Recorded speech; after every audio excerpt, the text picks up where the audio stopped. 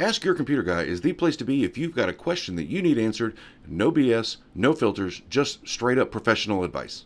JJ Smallpiece 9234 asks, is Office 2010 still okay for basic documents? That is a fantastic question. Here's the truth. So if you're like a lot of people, you might have purchased a copy of Microsoft Office like this, 2000, 2003, 2007, 2010, all the way up to today's supported versions. And that's the key, is supported versions. So if you were using an older copy of Microsoft Office that you might have purchased 20 years ago that you still use, that software had an end of life, meaning at some point Microsoft was going to stop supporting it.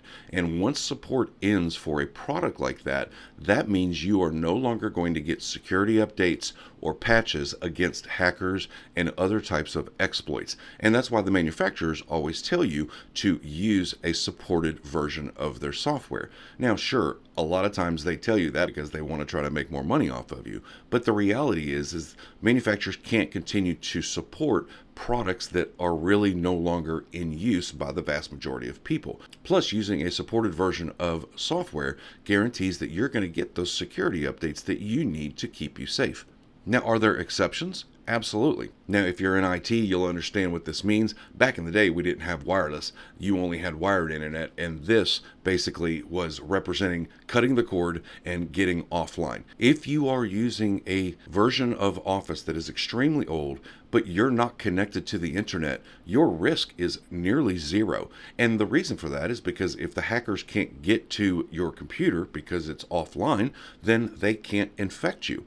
Now, is it possible that you could still get infected? Well, sure. If somebody comes into your house and plugs a flash drive in and opens up a document on your computer, yes. So there is risk there. But just general everyday usage, say you use a copy of Excel 2007 to just keep up with client information for your local business, your risk is almost nothing. You don't need to upgrade to a supported program just to be able to use the same functionality that you've used for 20 years. Plus, if you paid for that software and you are really a basic user, again, if you're not on the internet, your risk is very limited. If you are still on the internet, but you don't download anything like email attachments or anything that might potentially have dangerous malware or exploits inside of an attachment, your risk is also low. Now, of course, professionally, I'm always going to recommend using supported software, but that doesn't mean you have to use Microsoft software. There are free alternatives. There's OpenOffice, there's LibreOffice, there's a handful of other programs that do the same thing that most of these older Office programs do, and they are 100% free and are going to continue to be supported and updated to protect you. Now, the downside is that these programs don't include a mail client like Microsoft Outlook, but you don't have to use Microsoft Outlook for email. There are alternatives like the one that I use, and it's called Thunderbird. It's basically an Outlook clone, but it's 100% free and it updates itself. So in the real world, you can continue to use your old Office if you want to, but you just need to be aware of the potential risks.